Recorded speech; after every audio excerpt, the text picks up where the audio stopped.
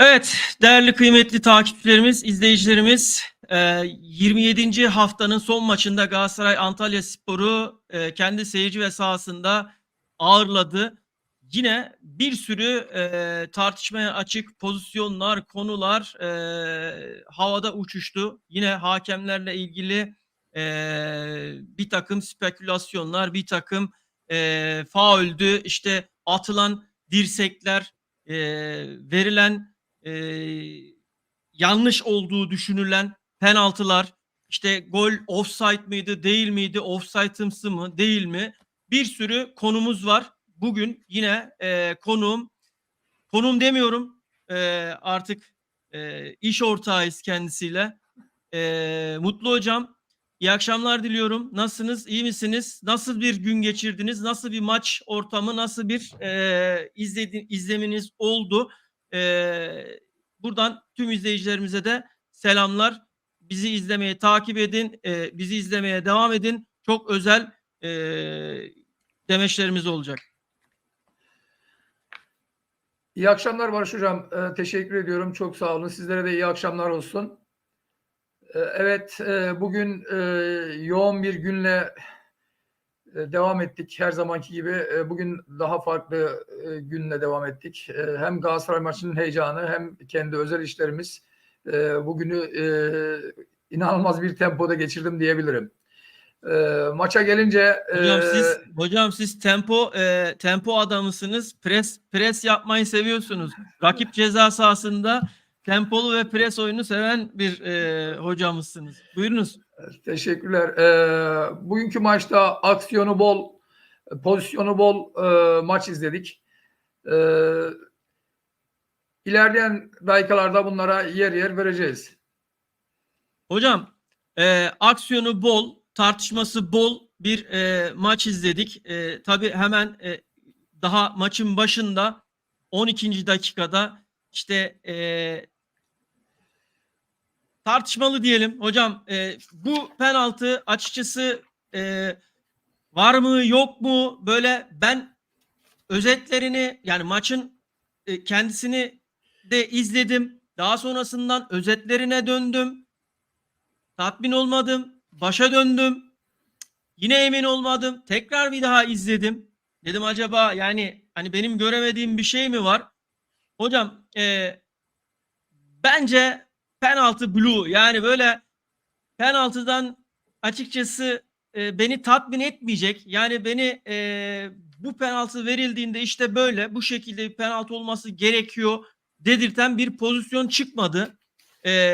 Siz ne diyorsunuz hocam? Yani bu Türk futbolunun gidişatı. Şimdi tabii maçın önüne geçen bazı konular da vardı gün içerisinde. Şimdi onlara da ilerleyen süreçte değineceğiz. Biraz hem izleyicilerimiz bir gelsinler, bir onlarla da beraber akışı bir görelim. Ondan sonra kendileriyle beraber paylaşacağız durumları. İşte maçın geneline geldiğimizde hemen 12. dakikada hocam ne diyorsunuz penaltı ile ilgili? Ben düşüncemi söyledim. Sizin düşünceniz nedir? Şimdi her şeye gerçekçi yaklaşmak gerektiğini düşünüyor ve söylüyorum. Fenerbahçe Kasımpaşa maçında Fenerbahçe'nin kazandığı penaltı ne kadar penaltı değil diyorsam, bugünkü maalesef Galatasaray'ın kazandığı penaltıda bir o kadar penaltı değil diye programa başlamak istiyorum. Şimdi Evet burada hocam.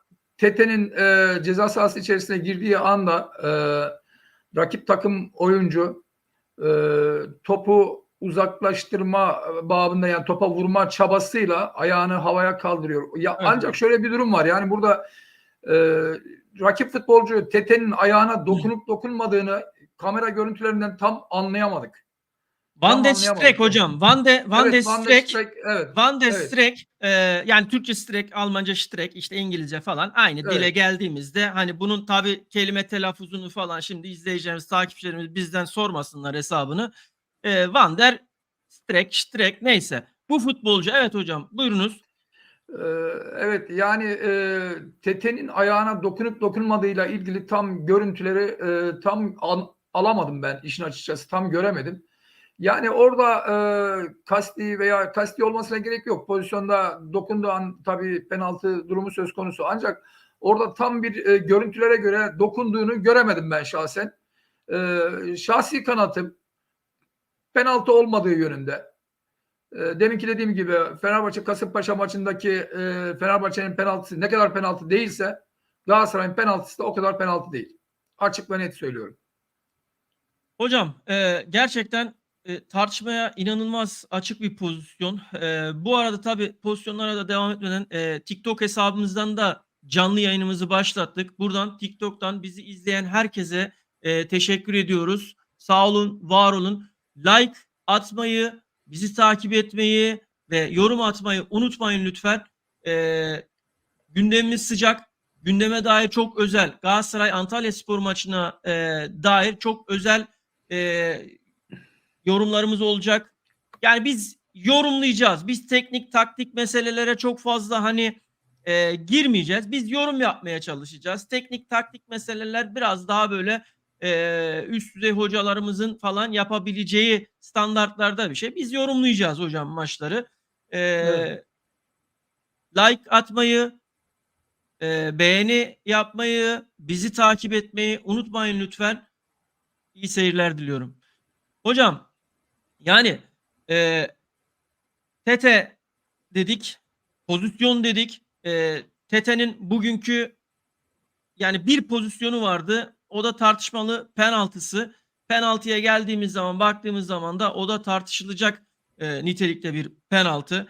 Sizin de söylediğiniz gibi biz objektif yorum yapmaya çalışan Evet. yani taraftar gözüyle yayınımızı yapmıyoruz. Biz objektif olaylara yaklaşıyoruz. Galatasaraylısı, Beşiktaşlısı, Fenerbahçelisi, Trabzonsporlusu bütün takımlarımız için aynı seviyedeyiz, aynı uzaklıktayız. Gördüğümüz neyse odur ve onları yorumlamaya çalışıyoruz. Hocam ne olacak? Yani bu her maçta bir skandal olay. Hep her yayınımızda farkındaysanız yani bu 4. yayınımız sizinle. Yani yayın Evet. hayatımızdaki ilk 4. yayınımıza başladık. Ve 4 yayındır aynı şeyleri konuşuyoruz. Sürekli hakem hataları, işte TFF'nin yanlışları bunlardan bahsediyoruz. Artık saha içerisinde futbolcu performanslarını konuşamaz. Futbolcu analizlerini işte maçın daha doğrusu temposunu işte daha kim daha fazla topa sahip olmuş, kim daha az pas yapmış, işte sarı kart bilmem ne falan filan bunları konuşamaz olduk. Hakem olayları bu konuların önüne geçmeye başladı. Hocam nereye gidiyor Türk futbolu? Yani ne olacak bu işin sonu? Ya hala üstüne üstlük sessiz bir TFF ve kurulları var. Yani tabii buradan başkanına da diyorum bunu. Yani TFF'nin başkanı şu anda ya süt dökmüş kedi gibi misali sessiz ve sedasız yani. Ya insanları bir rahatlatın diyorum ben. Kaç defa söylüyorum. Her maçta. Ya Türk futbolu Ee, kaosa gidiyor hocam. Ben Yani şöyle söyleyeyim Barış Bey, bu arada araya girmek istiyorum. tabii Yani ki. dün de aynı şeyleri söyledik. Bu haftadan sonra federasyonun yetkililerinin, federasyon yetkililerin e, muhakkak bir açıklama gereği duyacaklarını ve yapacaklarını düşünüyorum. Buyurun. Hocam zamanı geldi. Çünkü Türk futbolu gerçekten bir kaosa sürüklenmeye başladı. Yani ya Allah aşkına insanları rahatlatın. Yani şimdi ben çok ağır konuşacağım hocam bugün. Yani gerçekten biraz dozumu kaçırabilirim. Yani şu yayıncı kuruluşun lig kopmamasın diye göstermiş olduğu gayret ya inanılır gibi değil ya. Yani seyirci sayısının azalmasından işte bir takımın ligden kopup gitmesinden o kadar çok korkuluyor ki ve bunun için o kadar çok önlemler alınıyor ki hocam ben her şeyin başında yayıncı kuruluşun olduğunu düşünüyorum hocam. Evet. Yani bu iş reyting işi, bu iş ne kadar çok konuşulursa, bu iş ne kadar çok puana giderse ligin sonuna kadar bu işten nemalanacak bir yığın insan var taraflı tarafsız ve bunların da en başında yayıncı kuruluş geliyor. Ben yayıncı kuruluşun tamamen bu mevzuların, olayların göbeğinde, ortasında olduğunu düşünüyorum hocam. Evet. Yani siz bu konuda yayıncı kuruluşla ilgili veya benim tezime farklı bir şey düşünüyor musunuz? Yani ne diyorsunuz hocam? Benim düşüncem bu. Açıkçası çünkü alenen artık bu kadar göz göre göre maçlar katledilmez hocam ya. Puanlar veriliyor, maçlar katlediliyor. Yazık günah. Bu sahaya çıkan orada 11 tane topçu işte yedek kulübesini falan daha içine kat bilmem ne falan camiaya yazık günah, emeklerine yazık günah hocam ya. Bu insanlar da para harcıyor. Bu insanlar da sabahları kalkıp erkenden antrenmanlar yapıyorlar. Çorlarından, çocuklarından uzak kalıyorlar. Yani bu insanların emeklerine yazık değil mi hocam ya? Evet. Tabii ki yazık. Tabii ki yazık. Hocam Ee, mesajlarımız var. Ee, evet. hemen kısaca değinelim isterseniz. Ondan sonra devam ederiz. Erbek kardeşim iyi akşamlar, iyi yayınlar diliyorum demiş. Erbiciğim çok sağ ol, teşekkür ediyorum. Sağ ol, var ol. Eksik olmayasın. Ee, Turan Şahin, büyük takım penaltısı hocam Anadolu kulüplerinin bire vermezler onu. Büyük takım penaltısı hocam Anadolu kulüplerinin birine bile Yani vermezler onu. evet, Evet. Galatasaray'ın kazandığı penaltının diğer Anadolu kulüplerinde yani aynı pozisyonda veremeyeceklerini anlatmak istemiş arkadaşımız. Hocam Teşekkür ediyoruz Turan Şahin'e. teşekkür Evet. ediyoruz Turan Şahin. Çok sağ olun. Ama bir Karagümrük maçının 90+5. dakikada bir penaltısını dün konuştuk yayında ya. Turan hocam. Yani 90+5'te Anadolu takımı diyorsunuz ama verilmez diyorsunuz ama bakın o maçın özetini izleyin. Allah aşkına nasıl veriliyormuş kendi gözünüzle görün ya. Yani ligin çivisi çıkmış hocam. Yani Ligin orada çivisi çıkmış yani. Turan Şahin'in söylemek istediği anladığım kadarıyla büyük takımlarla oynayan Anadolu takımlarının yani büyük takımlara karşı olan pozisyonunda vermez demek istemiş anladığım kadarıyla. Evet. Evet. Serhat kardeşim teşekkür ediyorum mesajın için. Çok sağ ol, var ol. Eyvallah.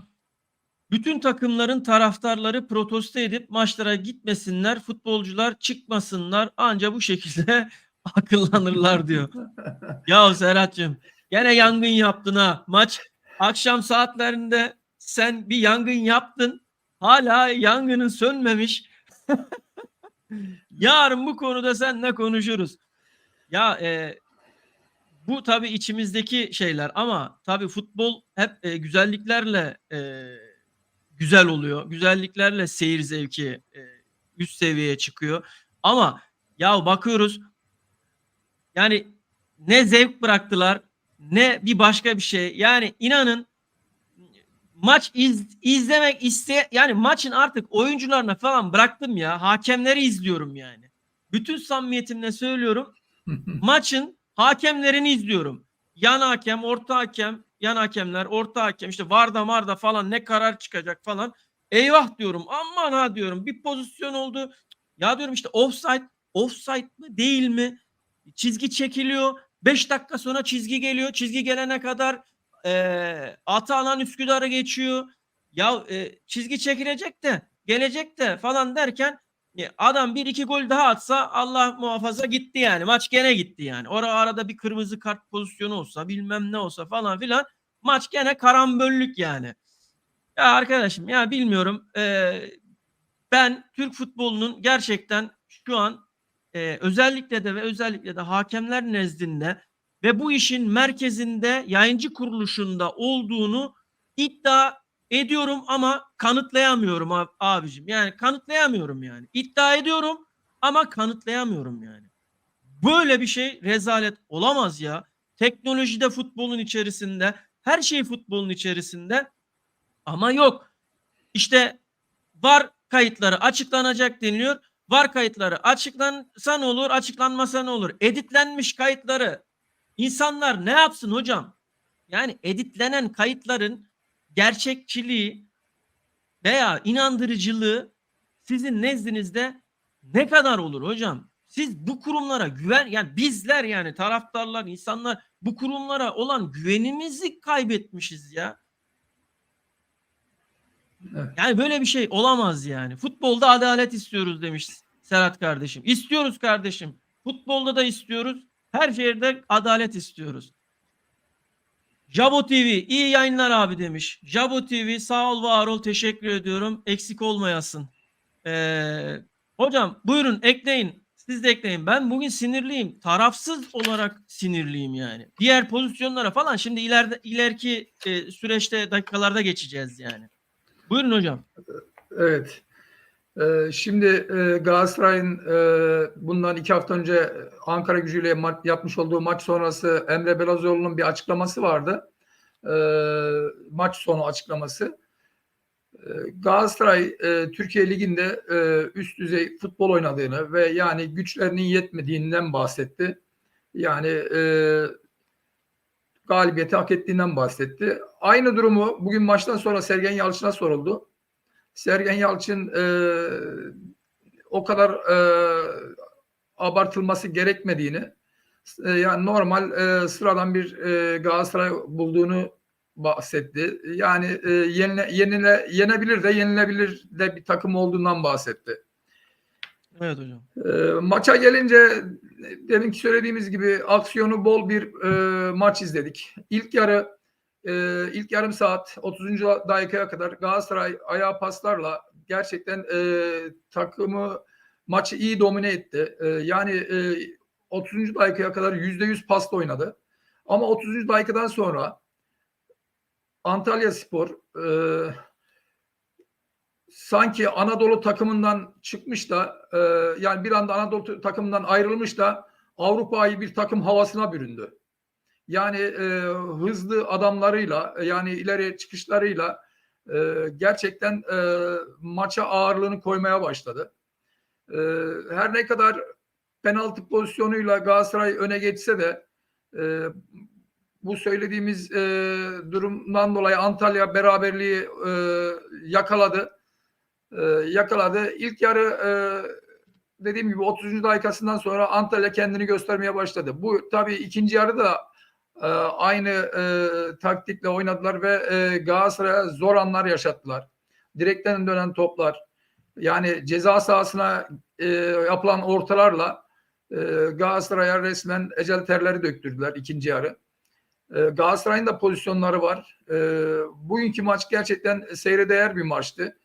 Galatasaray zor da olsa 3 puanı alarak bu haftayı yine lider olarak tamamladı diyorum. Hocam şöyle diyor muyuz? Galatasaray Beşiktaş derbisine lider olarak gidiyor. Evet. Yani başlığımız Galatasaray Beşiktaş derbisine lider olarak gidiyor. Hocam Antalyaspor'un futbolunu izlediğimde hangi takımı izliyormuşum havası hissettim bugün, biliyor musunuz? Evet. Galatasaray'ı izliyormuşum gibi hissettim. Evet.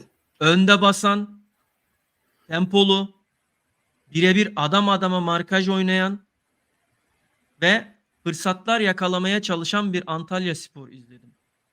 İlk yarı 13 defa Galatasaray rakip ceza sahasının içerisine giriyor Antalya'nın. 12 defada Antalya Galatasaray yarı sahasına giriyor. Yani bu ne demek oluyor? Pozisyonu çok yüksek.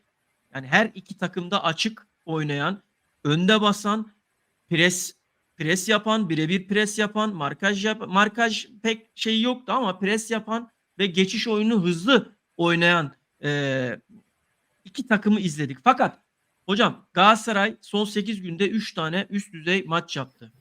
Evet. Çok yakın tarihlerde, çok yakın aralıklarda. Dolayısıyla bu 3 maçın da üst üste gelişi ve Galatasaray'da futbolcularda yorgunluklara sebebiyet vermeye, yani saha içerisinde bunu gördük yani. Futbolcular artık yorulmuşlar. İşte Torreira arı karınca gibi, böyle arı gibi çalışan adam bugün belli ki yorgunluğunu hissettirdi. Barış Alper işte tabii sağ bekte oynadı. Sonra işte Tete'nin yerine öne geçti. Kaan sağa girdi falan ama yine o istediğimiz, beklediğimiz tempoyu yakalayamadı.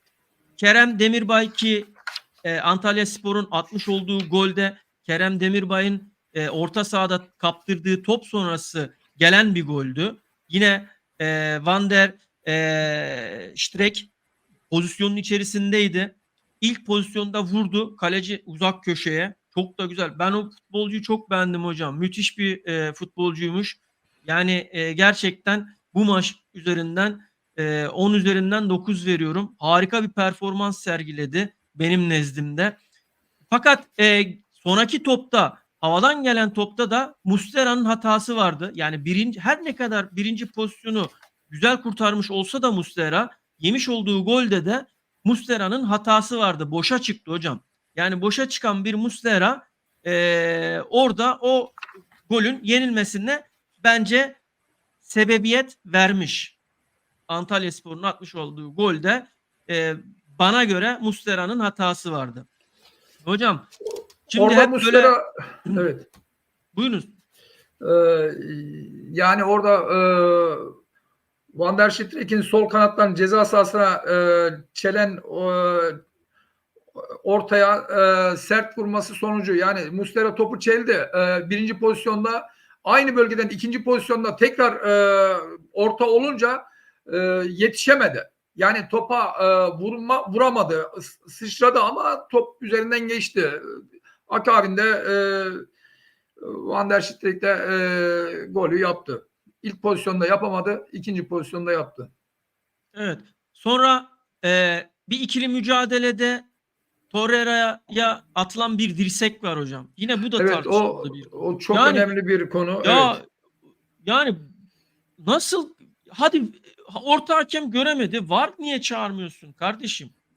Yani VAR, sen niye çağırmıyorsun bu pozisyonda hakemi yani? Hani ortada belli belirsiz bir pozisyon durumu da yok yani. Sen onu izlediğinde herkes görüyor. Adam dirseğini çakıyor yani. Evet. Adam 32 dişinin ikisini düşürdü yani o pozisyonda. Evet. Yani bunu göremiyor musun kardeşim? VAR'daki adam yani, ne iş yapıyorsunuz siz ya? Yani VAR'da sadece çekirdek çitleyip çay içmekle olmuyor bu işler yani. Maçı takip edin biraz kardeşim ya. Bu kadar alenen, bu kadar göz göre göre şeyler olamaz ya. Yani ben gerçekten inanılır gibi değil. Yani offside pozisyonu, ya çizgi çekiliyor. Yani ben hocam gözümle görüyorum, bakıyorum, Galatasaray'ın offside pozisyonunu anlatıyor. Vinicius'un işte gittiği, sonra gol olduğu, işte Kerem'e çıkan topta işte gol attığı falan pozisyonda. Hocam çıplak gözle izliyorum. Defalarca da maçın o gol özetini izledim. Yani offside hocam. Yani ben o pozisyonu offside, yani offside görüyorum yani. Nasıl bir çizgi çekiliyor? Nasıl bir teknik kullanılıyor? Gerçekten çok merak ediyorum ya. Hocam ne yaptım biliyor musunuz? Bak, aslında yayınlayamıyorum. Yani şurada telif hakkı yeriz diye o pozisyonu yayınlayamıyorum. Ben ne yaptım biliyor musunuz? Bu telefonlarda böyle kare kare telefonları Evet. ortalaması için bir özellik var biliyorsunuz. Kare Evet. özelliği. Ki hani dengeli olsun, işte üstten aşağıdan sağdan soldan. Hocam getirdim, o pozisyonun üstüne koydum. Pozisyonu analiz edeyim dedim. İnanır mısın? Ya offside ya gol. Çizgiyi ben çektim ya. Her yerden de eşit yani ha. Ya göz var, nizam var hocam yani. Evet. Şimdi doğruya doğru. Ya Ya aslında sonra hocam maçtan önce ya Antalyaspor Başkanı çıkıyor, bir açıklama yapıyor. Diyor ki ya arkadaş, hayırdır ya? Yani bayram değil, seyran değil. Sen kalkıyorsun maçtan önce, Galatasaray maçından önce açıklama yapıyorsun. Diyorsun ki elimde, diyor, bir de istihbarat var diyor yani. Elimde istihbarat var. İşte bizim üzerimize oynanacak bu maç, bizi yiyecekler, parçalayacaklar. Ya istihbarat var. Ya hocam varsa getir, ya getirin de rahat görelim ya. Ne var elinde ya? Bir göster şunu ya. Yani nasıl bir istihbarat bu ya? Nereden alıyorsunuz bu istihbaratı ya? Bu kadar kolay mı istihbarat almak ya?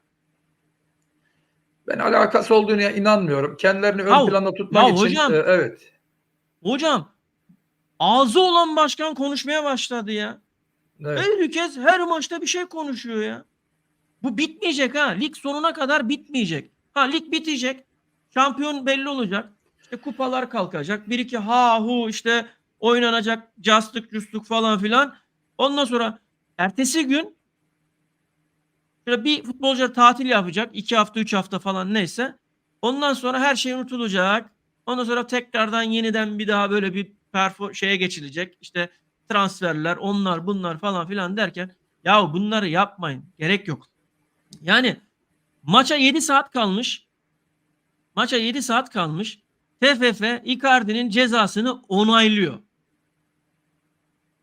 Sonra maçtan maçtan önce de yanlışım varsa düzeltin. İzleyicilerimizden de rica ediyorum.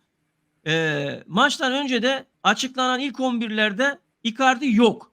Vinicius var. Evet. Şimdi Galatasaray yönetimi bunu biliyor muydu diye soracağım. Yani böyle bir cezanın geleceğini biliyor muydu? Bilme ihtimali var mı hocam sizce? Mümkünatı yok yani sanmıyorum ama tahmin etmişlerdir.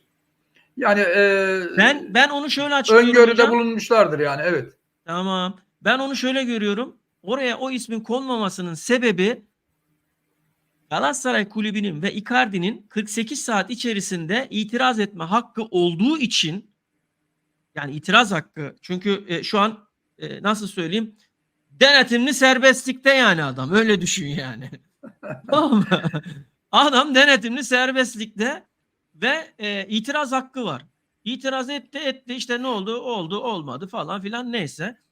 Dolayısıyla kadroya bundan dolayı almadılar. Hani itiraz olacak, bir şey olacak, kabul olmaz, etmez falan filan. Ya hocam bir maç ceza alıyor. Fenerbahçelisi ayağa kalkıyor.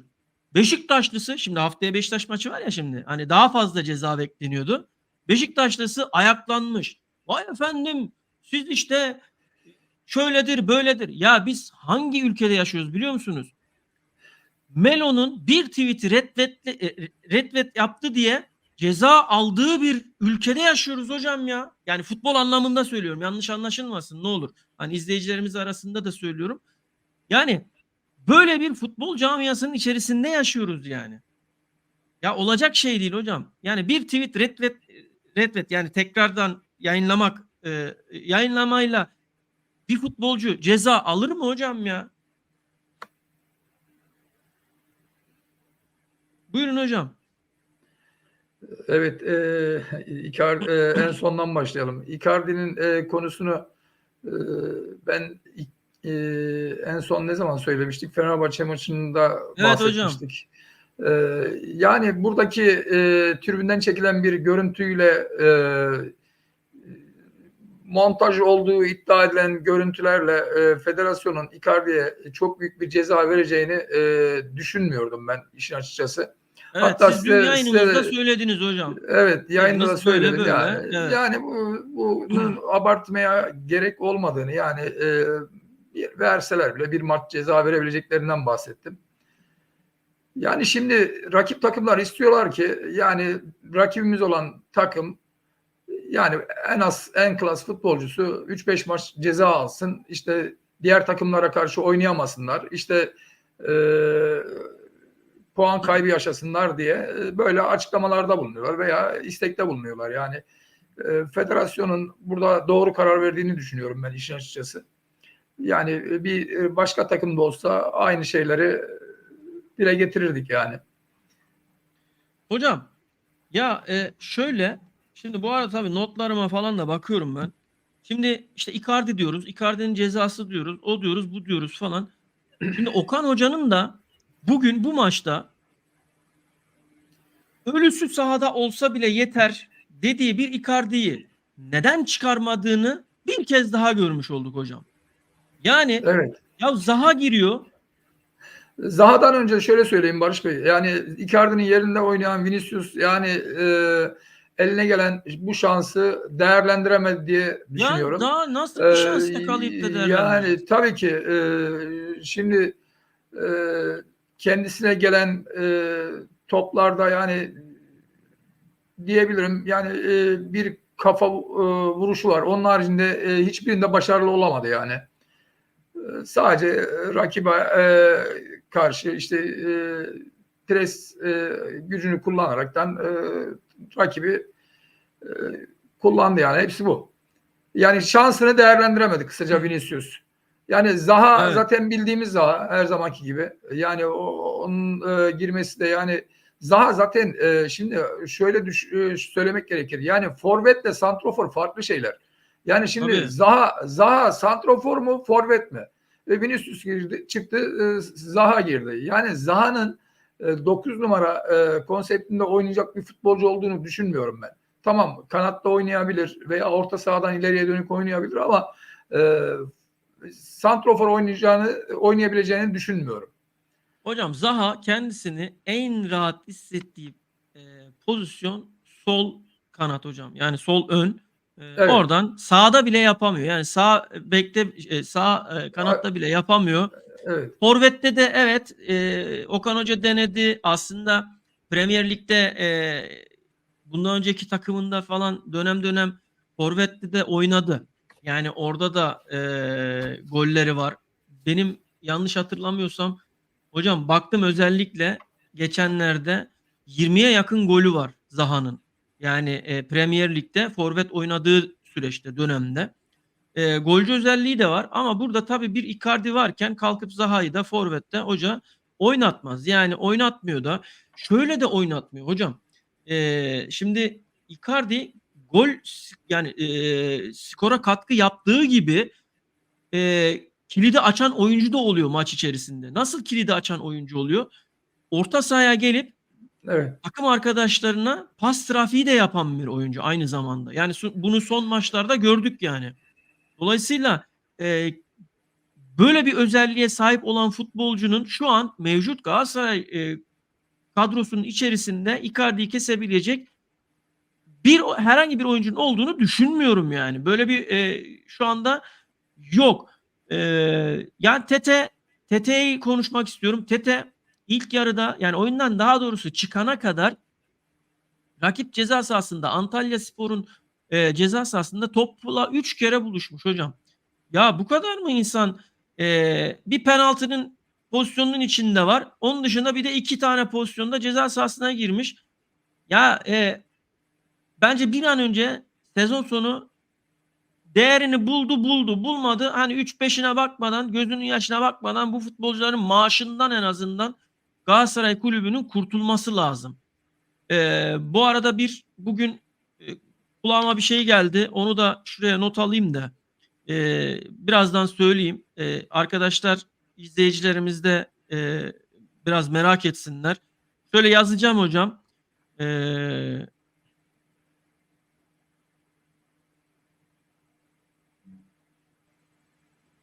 şimdi dediğim gibi yani oyuncuların şeylerine baktığımızda performanslarına Galatasaray'da bugün ciddi bir yorgunluk e, olduğunu da sezinledim. Tabii şöyle Antalyaspor Kulübü'nü de kesinlikle küçümsemememiz lazım. Oynadıkları futbol Sergen Yalçın'ın e, yani oynattığı futbol maçtan önce şöyle bir açıklama yapıyor Sergen Yalçın. Soruyorlar hocam nasıl bir oyun sistemiyle oynayacaksınız falan. O da diyor ki bugün diyor klasik Anadolu takımı Hı hı. havasında bir maç oynayacağız diyor. Tabii herhalde belli ki hoca Sergen Yalçın ironi yapmış.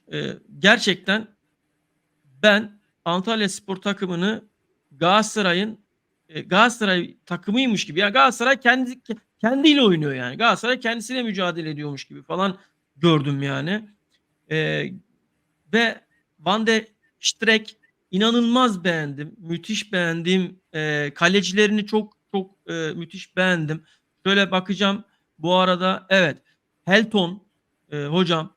Ondan sonra Larsson Larsson, Helton. Bunları çok çok beğendim. Gerçekten iyi oyuncular.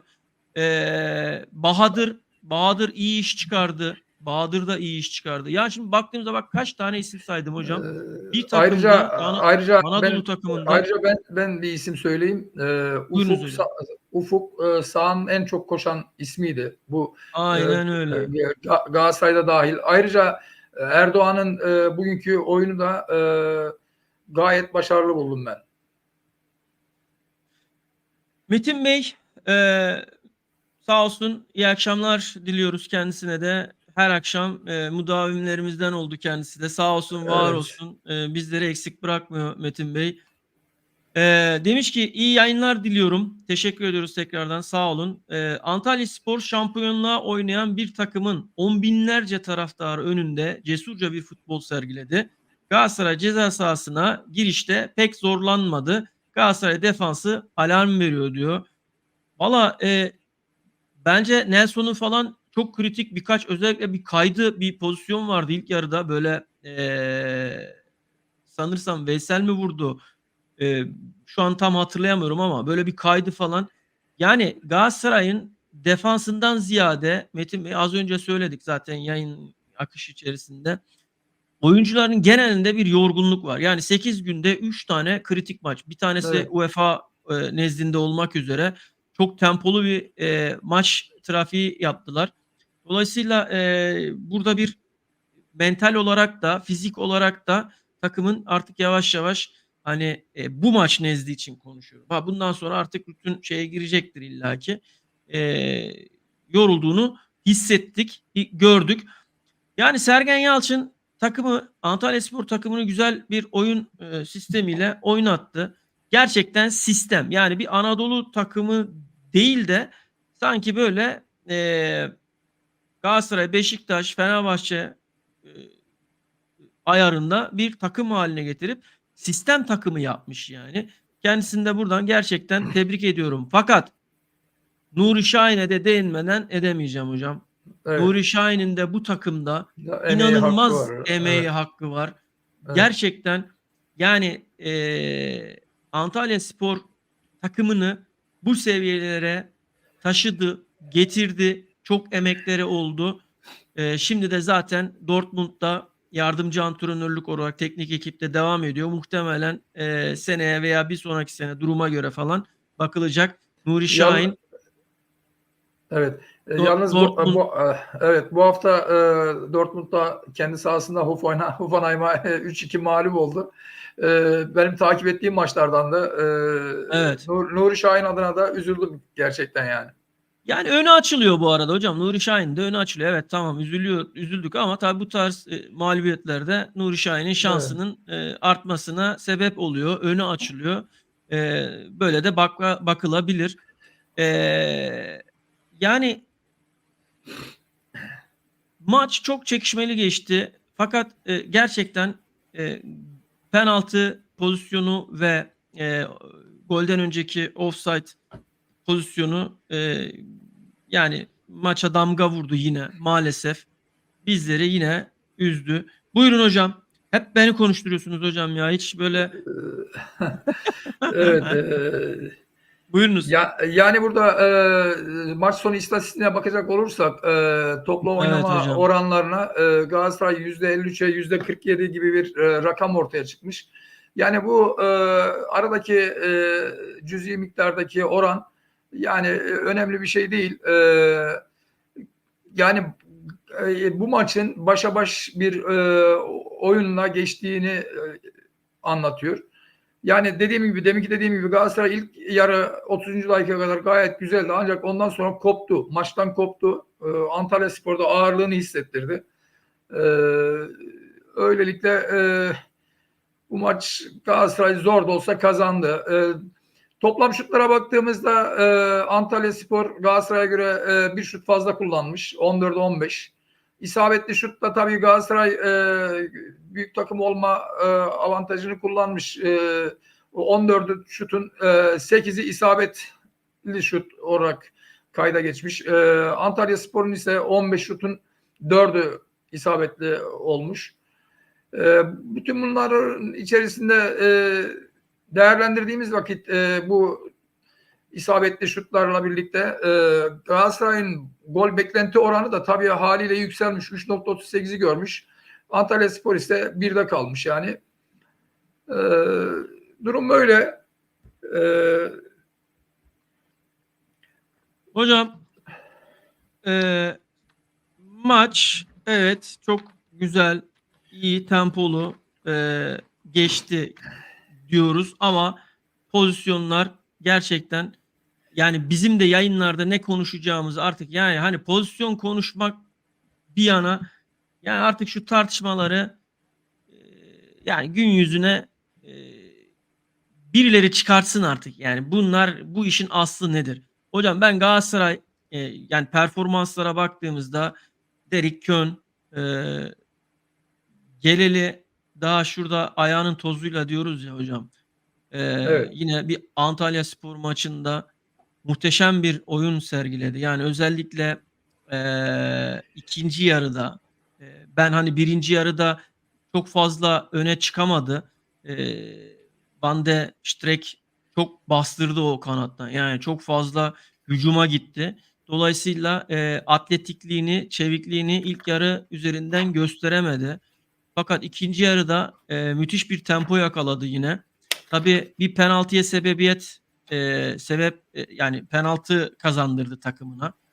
Tabii penaltıyı da Kerem Aktürkoğlu kullandı ama kaçırdı. Yani hocam bu Kerem Aktürkoğlu yani inanılır gibi değil.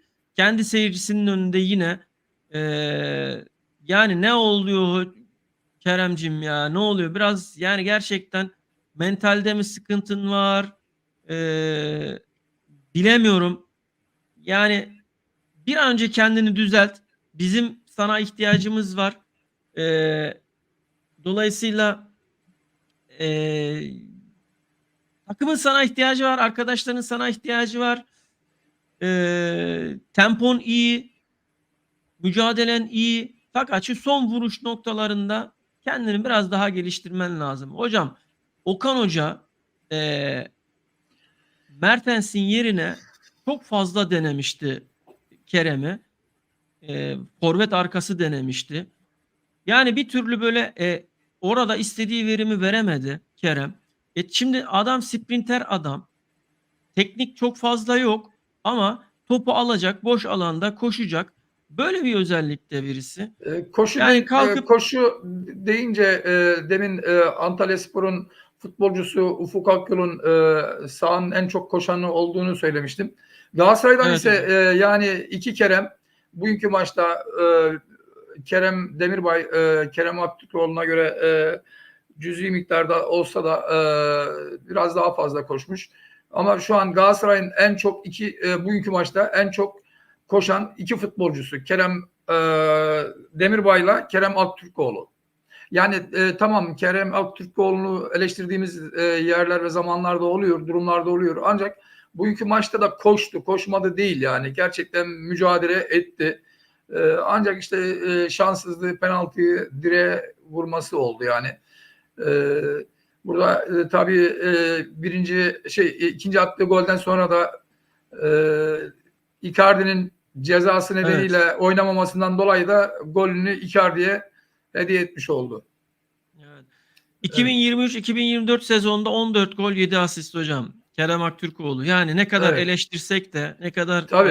Aynen. performansını beğenmesek de takımına olan katkısı 14 gol 7 asist hocam. Hocam Galatasaray'dan giderken Mertens falan derken bugün şöyle bir haber gözüme ilişti. Mertens'in sözleşmesi bitiyor biliyorsunuz. Dolayısıyla Evet. Mertens'in yerine Galatasaray yönetimi bir oyuncu arıyor. Bunu da Marco Reus'la doldurmayı düşünüyor. Yani 34 yaşında Marco Reus. Mertens 37 yaşında. Ne diyorsunuz hocam? Yani teklif götürecek ama Evet. olur ama olmaz, ayrı bir mesele. Onu ilerleyen süreç ve zaman gösterecek. Olursa hocam ne olur? Yani Marco Reus'u siz takip ediyorsunuzdur. Yani hani Şimdi bunun şöyle söyleyeyim. Yani Galatasaray'a gelen bu tarz oyuncuların her zaman için tartışılmış. Ancak Galatasaray'da bunların hepsinden de faydalanmış olduğunu görüyoruz. Yani geçmişte de incelediğimiz vakit bir Schneider, baştan başlayayım, Hacı, Schneider gibi kayda değer futbolcular yaşları ilerlemesine rağmen her zaman faydalı olmuşlar. Tecrübesiyle, duruşuyla, katkısıyla Galatasaray'a bir şeyler verdiklerine inanıyorum ben. Yani Michael Royce'un da gelmesi tabii bilemiyoruz. Maçlara çıktığı vakit, kendini gösterdiği vakit bazı şeyleri göreceğiz. Her ne kadar kendi ülkesi, kendi takımında oynasa da bazı kişiler, bazı takımlarda istediği ortam veya istediği havayı bulamazsa, bu sadece sahada değil, yani dışarısı da bununla geçerli. Bulamazsa kendi performansını da sergilemekte zorluk çekiyor. Marco Reus'un da yani gelmesi tabii muhtemel gelebilir. Öyle bir şey de gerçekleşirse muhakkak kendini göstermeye çalışacağına inanıyorum. Yani muhakkak bir şeyler yapacaktır. Yaşı ne kadar 34 de olsa, yani ileri yani tamamen yaşlı demek istemiyorum. Üst düzey olsa da tecrübesiyle muhakkak Galatasaray'a bir şeyler katacaktır yani. Hocam ben bu sene Galatasaray takımında Galatasaray yönetiminin en fazla bir 10 numara, yani Mertens'in yerine bir 10 numara, Mertens ayarında bir oyuncuya mesai harcayacağını, hatta sağ ve sol kanatlara ve sağ beke, özellikle sağ beke ciddi bir mesai harcayacaklarını düşünüyorum. Tabii listeler böyle hani kulağa gelen, ona gelen, buna gelen henüz bir şey yok. Fakat bu yine transfer sezonunun çok hızlı geçeceğini düşünüyorum. Yani şimdi Galatasaray Antalyaspor maçını hani değerlendiriyoruz, konuşuyoruz, ediyoruz falan ama şimdi dönüyorum hep yine aynı şeylere geliyoruz. Yani ya Icardi cezası, ya işte maç içindeki hakem pozisyonları falan. Ya biz şimdi burada çok fazla da eyyam da yapmak istemiyoruz. Yani çok fazla şimdi canlı yayındayız. Ya belki izleyenimiz sayımız falan filan az ama hani her şeye rağmen iyimser bir yaklaşım sergileyip burada birleştirici olmaya çalışıyoruz. Ama ya Evet. öyle bir seviyeye gidiyor ki futbol, Türk futbolu yani içinden çıkılamaz bir hale doğru gidiyor. Şimdi Icardi'ye ceza veriyorsun. Ya soruyor, şimdi kamuoyu soruyor. Diyor ki ya TFF sen bu cezayı, sen bu şeyi neye göre verdin? Yani gözlemci raporuna göre mi verdin? Ondan sonra sosyal medyadaki dönen montajlı, bir de hocam yani Türk futbol tarihinde montajdan ceza alan ilk futbolcu ya.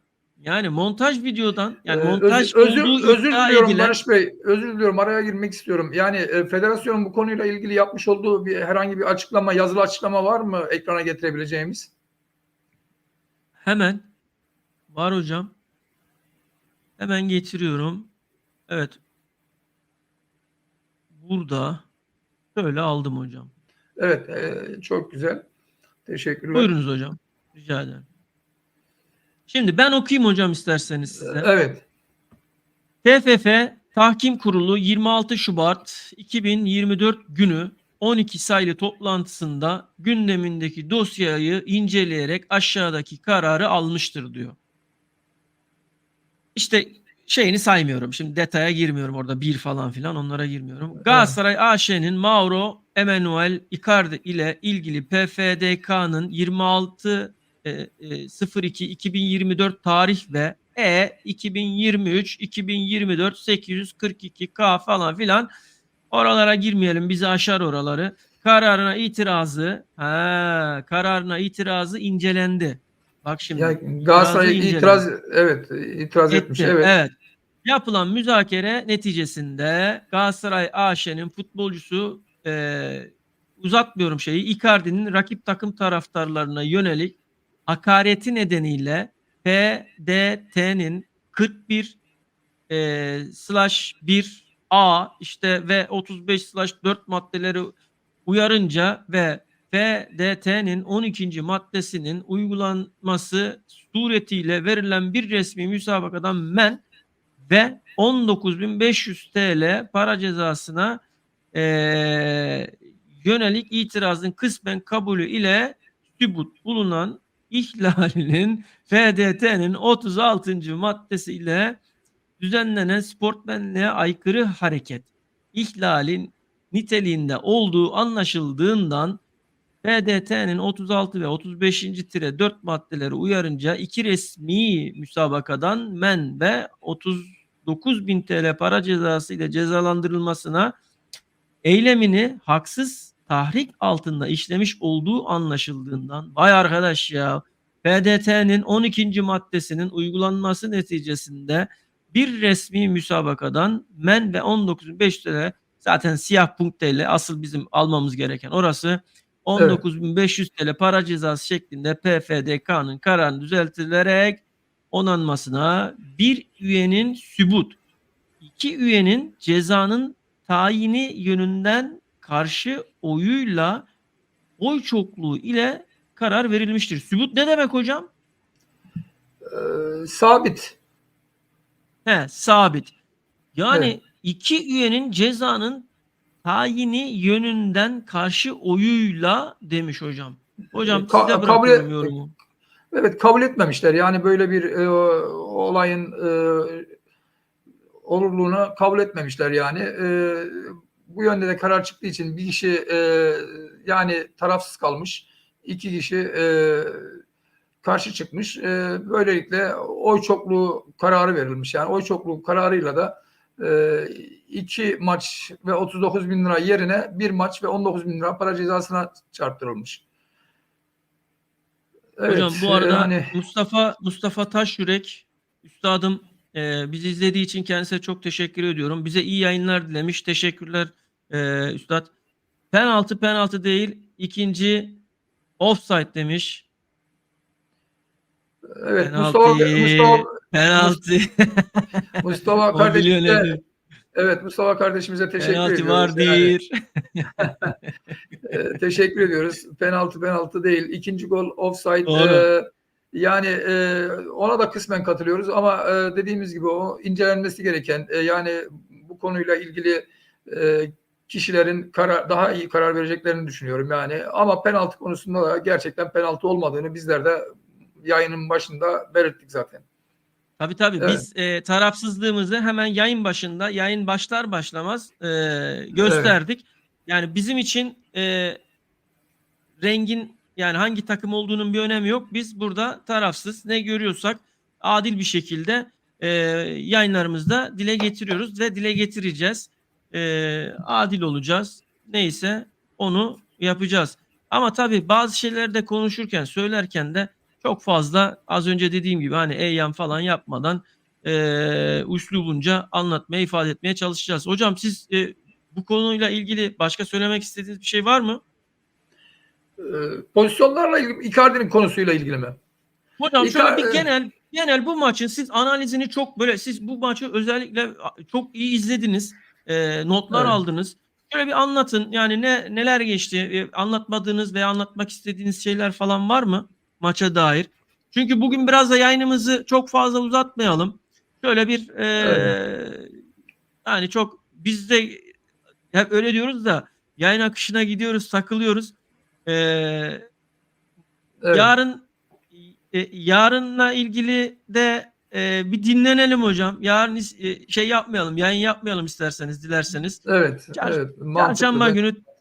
Çarşamba günü şöyle çünkü artık hafta içine giriyoruz. İşte büyük takımların maçları bitti. Şöyle çarşamba günü falan perşembe tekrar bir konuşuruz. Ondan sonra nereden start vereceksek yayınlarımıza yine devam ederiz. Ondan sonra siz devam edin hocam. Bu arada maalesef lig çok kötü bir yol aldı diyor. Çok doğru üstad. Yani bunların hepsini işte üstad bak yayınımızın ortasından geldiğini burada gösterdin ha. Yarın bunu konuşacağız seninle masaya yatıracağız. Sana da ceza keseceğim. PFDK'nın 46. maddesinin 2. Satırı gereğince. Üstad, yayınlarımızı bundan sonra başından sonuna kadar izlemeni rica ediyorum. Bunların hepsine değindik. Buyurunuz hocam. Dinliyoruz sizi. Genelde pozisyonların hemen hemen hepsini, önemli pozisyonların birçoğunu değerlendirmiş olduk. Burada Torreira'ya atılan bir dirsek var. O konu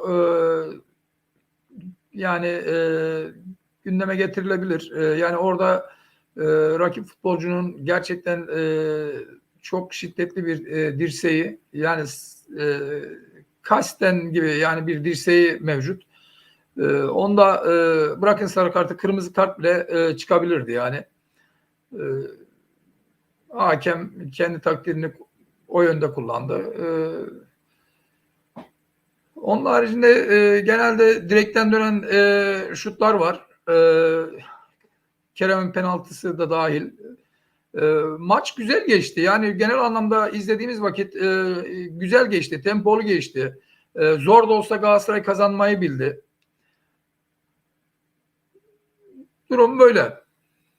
Hocam, bir saate geliyoruz şöyle. Bir saate yaklaşırken artık yavaş yavaş şöyle şey yapalım, yani toparlayalım. Zaten yani şöyle konuşacak çok konu var da. Ya şimdi şöyle söyleyeyim Barış Bey. Yani aslında dediğiniz gibi konuşacak çok şey var da yani bu son haftalardaki, son maçlardaki durumlar insanları artık bıktırdı ya. Gerçekten yani konuşmak da istemiyorsun. Zevk de almaz olduk. Yani insanlar böyle bir şey havasına büründü. Yani Kanada'dan Hocam, arkadaş yazmış. Evet. Kanada'dan arkadaş yazmış. Yani Mutlu abi penaltı mı diye. Yani dedik değil yani, şimdi biz yanlışa doğru deme gibi hadsizliği yapamayız yani, öyle bir şeyimiz yok yani. Mete kardeşim çok teşekkür ediyorum. Yayın saatini Kozan saatine göre ayarlayabilirsek geç saatlere kalmak adına güzel olabileceğini düşünüyorum. Çok teşekkürler. O saat konusunu Barış'la bir türlü uzlaşamadık. ya şimdi aramızda 2 saat var Mutlu hocamla. Şimdi 2 Evet. saat var. Yani ben 2 saat gerideyim Mutlu hocam. Yani sizler Türkiye saati 2 saat ileridesiniz. Şimdi maçlar bitiyor. Maçlar bitince şimdi ben çalışıyorum, siz evdesiniz. Yani maçlar oynanırken falan böyle Evet. siz birçok maçı evde izlerken ben çalışıyor oluyorum. İşte geleyim, hadi yayını hazırlayayım, biraz pozisyonlara bakalım, değerlendirelim, o olsun bu olsun falan filan derken saat konusunda biraz böyle bir şey var. Bugün hatta biraz erkene alalım dedik. Hani Onu izleyicilerimiz bile biraz daha beceremedik. onu Onu bile biraz daha beceremedik. biraz daha erken olsun falan böyle. Ya bir de şu var, şimdi maç bittikten sonra Türkiye'de bütün yayın kuruluşları hepsi bir anda giriyor yani. Bu işin içinde sosyal medyadan yayın yapanlar var, televizyondan yayın yapanlar var falan. Birçok izleyici, birçok kitle hep oraya odaklanıyor. Şimdi biz buradan yayın yapsak bizi çok fazla bir Metin Şen başba 3 kişi kalırız yani. Metin Bey, sen, ben, Metin. Üçümüz kalırız yani. O yüzden biraz hani kitleyi de toplayalım falan istiyoruz. Tabii daha yeni, ya biz şimdi daha yeni başladık yani. Bizim daha çok önümüzde şeyler var. Süreç var. Dolayısıyla şimdi az önce ona gelecektim. Hocam bak, insanlar da şimdi biz kapatmaya başlayalım dedikçe yazmaya başladılar. Gelmeye, bak benim dediğime geldi hocam, gördün mü? İnsanlar bak Evet. önce bir maç sonundan sonra Türkiye'deki yayın kuruluşlarını dinlemeye başladı. Şimdi gelmeye başladılar yeni yeni bak bizim Evet. yayınımıza. Hele baktılar ya, o işte Barış hocam, Mutlu hocam burada, bir hele onlara da bir selam verelim falan. Sağ olsunlar, eksik olmasınlar Evet. derken buradan bir mesajımız daha var. Umut Kum. İyi yayınlar, penaltılar, skandal Mutlu Bey demiş. Bu mesaj size. Buyurun hocam, değerlendirin. Evet, Umut kardeşime çok teşekkür ediyorum. Maalesef penaltılar skandal. Gerçekten güzel bir tespit. Ya yani ben Videoyu burada baştan Video bittikten sonra baştan bir sarsın, şöyle çok da fazla bir Evet, şey yok. Bir saat evet, yaptık bugün, işte bir saat evet. yakın bir yayınımız Yani oldu. Oradan umutumuz, izlersen neler evet, neler konuştuk. Neler neler evet. Umut Bey. Oo, kaçırmayın Ee, bak, baştan izleyin. Umut kardeşime bu yorumuna istinaden ben bir yorum yapmak istiyorum. Maalesef söylediği gibi penaltılar skandal. Ya kardeşim, yani burada ne Fenerbahçe'nin ne de Galatasaray'ın bunlara Penaltı, ihtiyacı offside, yok. offside, gol İhtiyacı yok. pozisyonu. İhtiyaçları yok yani. Ya bırakın futbol Hocam, akışıyla oynansın yani. Ya ihtiyaçları yok. Ya zorla penaltı çalmayın. Zorla offside'dan gol vermeyin. evet. Evet. Melih Demircioğlu, Barış Hocam, Mutlu Hocam, iyi yayınlar diliyorum. Her akşam maç sonrası sizi izliyorum. Mükemmel bir program demiş. Vay, yani mükemmel olan kısmına kadar şöyle bir tereddütte kaldım. O mükemmel kelimesi ne zaman çıkacak diye bekledim. Evet. Beklediğim an o andı. Ya Teşekkür şimdi ediyoruz Melih Bey. Çok burada sağ olun. Melek kardeşime çok teşekkür ediyorum. Melek kardeşimin buradaki mükemmel programındaki kastı, biz Anadolu insanıyız. Tabii. Anadolu insanının yüreğiyle hitap ediyoruz. Onlar da bizleri anlıyor. Biz de onları anlıyoruz. Tabii, Yani tabii, tabii, ben tabii. o Melek kardeşimin ne demek istediğini çok iyi anladım yani. Çok teşekkür ediyoruz kendisine. Evet. Evet. Hocam, çok yakınınızdan bir mesaj daha var. Böyle hani çok yakın yakınlardan, böyle kilometre olarak söylüyorum böyle. Hemen onu da bir getireyim yayına. O Kaan Bey, objektiflik deyince Dijital Türk Sports medal yellow first rate demiş.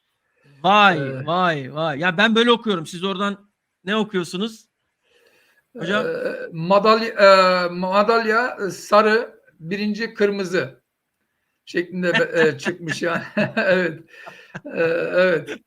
Çok teşekkür Kendisine çok ediyoruz. teşekkür ediyoruz. Kaan Bey de bizim müdavimlerimizden, sağ olsun, var olsun. Valla Evet. desteklerini hissediyoruz. Daha da fazla hissetmek istiyoruz Kaan Bey. Lütfen daha Evet. fazla desteklerinize ihtiyacımız var. Sizin gibi genç, aktif Barış Bey, ben burada gençlerimize ihtiyacımız var. burada şunu belirtmek istiyorum. Mersin denince akla Kaan geliyor. Yani Kaan denince Mersin demek yani. Mersin demek Kaan demek yani. Bu kadar net söylüyorum yani. Hocam şu an Böyle bunu söyleyince, çevresi, bak, evet. bunu söyleyince Kaan'ın üzerine acayip bir yük bindirdin. Yani şu anda Yok, gerçekten şu sevilen anda sayılan bir yapısı var. evet, Yani takdire şayan, kendisini maşallah, de pırıl çok pırıl, seviyoruz. pırıl Allah pırıl, mesleği etsin. maşallah. Evet, Amin, evet, amin inşallah. Hocam evet. yavaş yavaş yayınımızı kapatalım. Senin gözler şişmiş belli ki dün akşamdan. Ya hastaneye gittim Hocam bugün. Evet, nasıldı bugün? Bu arada onu da bir sorayım. Biraz o da sohbet havasında geçsin yayınımız. evet. Ya da İdman özel çağı. konuşuruz onu. Özel Evet, konuşuruz. evet, Hocam bir şey evet. söyleyeceğim. Bunu yayında söylemeden edemeyeceğim. Eee Kazağınız müthiş hocam. Rengini çok beğendim. Ay, teşekkür Eee, ediyorum. E, kulaklığınızın rengiyle de beraber şöyle bir sarı kırmızı bir subliminal bir mesaj var evet. gibi geldi bana hocam burada. Yayın yayın öncesi özel hazırlanmış gibi bir durumunuz var hocam. Evet. Eee, var mı öyle bir Yani şey? Yani biz a- tarafsızız hocam ha. Tarafsızız evet. bak hocam. Tabii ki tarafsız. Her şeyden önce biz bunda yani kesinlikle yani seyircilerimiz de izleyicilerimiz de müşteri Biz olsunlar. espri yapıyoruz. Tarafsız, Latife evet, yapıyoruz tarafsız tabii ki. olduğumuzu. Tabii ki kalbimizde Gülelim, eğlenelim biraz da evet, hocam. Öyle değil mi kalbimizde yani? tabii ki bir aslan yatıyor yani. Yalnız o aslan Atletico Madrid gibi sanki duruyor böyle hocam burada ya. Teşekkür ediyorum. Hocam Çok sağ olun. çok sağ olun yayına verdiğiniz katkı için. Yani Eee, katkı için diyorum ama Şimdi Barış Bey, bizim her gün kanalımız. her gün Toplamak siz bana, istediniz, toparlamak istediniz. evet, Ha, evet. her gün siz bana soruyorsunuz. Bugün de ben size sorayım bakalım. Buyurun hocam. Viyana'nın yiyecek konusunda Aa, en meşhur yemeği hangisi? döner hocam. Türk döner mi? Türk döner hocam. Antakya döner. Hocam Evet. dönerin şeyi yok. Hani buradaki dönerin ili ilçesi falan filan yok. Şimdi Yani sorduğun soru Viyana'daki en şey nedir? Hani göze batan yemeği nedir? Ünlü yemeklerinden. Hocam espri tabii ki de döner, yani Türk toplumu arasında, hatta Avusturyalılar arasında zaman zaman bazı yani birçoğunda da döner tabii ki tercih ediliyor ama yerel, yani kendi şeyi olarak Schnitzel vardır. Yani Schnitzel'i biliyorsun. Tabii, evet. Evet, yani, kendine has bir tadı ve şeyi vardır, meşhurluğu vardır, bir lezzeti vardır. Viyana'ya gelip de, eee, 1-2 mekân var. Oralara, mutlaka uğranılır. Orada bir şnitzel yenilir. O Evet. tat alınır. Ondan sonra Viyana'yı dan ayrılırlar. Tabii Viyana biraz tarihi bir şehir. Yani tarihi dokusu, olan bir şehir. Yani şöyle Avrupa genelinde baktığımızda en,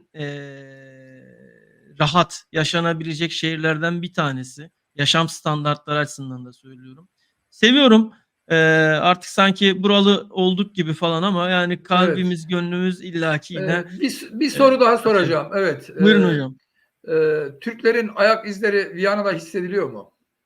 Hocam, yıllar öncesinden ya. Yani hissedilmez olur Evet. mu? Şu an, aşağı yukarı, 400.000'e yakın bir Türk. Sesin gitti Barış Bey. Barış Hocam. Görüntü dondu, sesin gitti.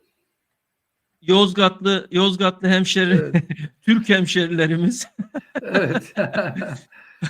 genelde daha ağırlıklı. Kendilerini seviyoruz. Yani gerçekten Viyana'ya göstermiş olduğu katkılardan dolayı da teşekkür ediyoruz yani. Yozgatlara bir sor bakalım. Kozan'la bağlantıları var mıymış? Vallahi, Bunu ciddi sorarız. olarak Yani soruyorum. Bunu ciddi olarak soruyorum. Yozgat Kozan kasabası var biliyorsunuz. Bizim Kozan'la evet. bağlantılı olduğu söyleniyor yani. Vallahi, sorarız hocam. Yani ama şöyle mesela aksan olarak baktığımızda böyle, aksanlarda böyle "Ne örüyorsun? Nasıl gidiyor?" Yani "Ne örüyorsun?" işte falan, bu tarz işte şey aksanlar var ya, işte onlar biraz böyle benzer. Ondan sonra, yakın herhâlde, bak bu dediğinizden dolayı da olabilir hocam ha. Böyle bir şey Evet. var. Yozgatlılar hemşerimizdir. Bundan sonra hemşerimizdir. Aynı Eee, havayı teneffüs ediyoruz. Aynı güneşte aynı havayı çamaşır tene kurutuyoruz. Evet. Mustafa üstadım demiş ki "Şinitsel hocam" demiş. Hocam, Mustafa hocam, hep yemekten bahsediyoruz da hiçbir gün de demedin ki ya, üstad gel seni bir yemeğe götüreyim demedin. Buradan da sana mesajım, bu mesajımı al, en kısa zamanda beni bir yemeğe götür. Bu böyle olmuyor ha, ona göre. Metin Bey Mustafa Hocama çok teşekkür ediyoruz. Çok sağ olsun Şinisel. sağ olsun, hakikaten, Evet. sevdiğim, saydığım, bir, üstadım. Kardeşim yaşça benden biraz küçük olabilir ama, biz onunla aynı yaşta gibiyiz. Evet. Dostum, kendime yakın hissediyorum kendisini, sağ olsun. "Mutlu Bey'e her renk yakışır, varlığı yeter." demiş. Vay kardeşim benim ya. Çok teşekkür ediyorum. Çok sağ olasın. Ayrıca emekliliğinde hayırlı olsun Metin Bey. Burada yani yaşın ortaya çıkacak ama emekliliğiniz de hayırlı olsun diyorum. Metin Bey, daha çok yayınlarımız olacak inşallah. Daha çok, çok, çok yayınlarımız olacak. Hocam yayınlar deyince ya biz artık yavaş yavaş konuklar almaya başlayalım. Bu işe biraz yavaş yavaş, eğilelim. Ne diyorsunuz? Yani Evet. yavaş yavaş Ee, artık konuklarımızı yavaş yavaş, yayınlarımıza davet evet. etmeye başlayalım hocam. Evet. Şimdi demiş ki Melih Demircioğlu, "Barış hocam, üstünüzdekinde aslan mı var?" demiş. Şöyle göstereyim. Yani biz Ee, tarafsızız. Biz yani takım tutmuyoruz. hayatta öyle bir takım Hayatta tutma. yok, yok yani öyle bir şey yok yani takımımız falan Evet. bizim, bütün renkler hep aynı yani. Eee, her renkten var bizde öyle söyleyeyim yani. Evet. Hocam çok sağ ol, teşekkür ediyorum. Var mı Biz derlemek, teşekkür ediyoruz. toparlamak istediğiniz bir Çok şey? sağ olsun. Mustafa kardeşim, Melih kardeşime teşekkür ediyoruz son demeçleri için, yorumları için. Evet. Saygı ve sevgiler sunuyoruz. İnşallah ilerleyen süreçte daha iyi olacağız. Ee, seyircilerimize daha katkı sağlayacağız. Seyircilerimiz de bizlere daha büyük katkılar sağlayacaklar. Bu işi götüreceğiz. Götüreceğiz. Hocam götüreceğiz değil mi? Bu işi tabii ki götüreceğiz. yapacağız En Allah'ın kısa izniyle zamanda da bunu tabii Beşiktaş derbisi haftasında olabilir. Bir konuk alma ihtimalimiz var. Tabii bunları Tamam hocam. değerlendireceğiz. Tamam hocam. Konuşacağız. Buradan herkese sevgi ve saygılarımızı sunuyoruz. Avusturya'daki bizleri izleyen, Türkiye'deki bizleri izleyen bütün kardeşlerimize, bütün insanlarımıza çok teşekkür ediyoruz. İyi geceler diliyorum. Saygılar sunuyorum. Kendinize çok iyi bakın. Beğeni ve like'larınızı unutmayın. Sizleri seviyoruz. İyi geceler diliyorum. Kendinize çok iyi bakın. Tekrar görüşünceye dek. Hoşça kalın. Saygılar.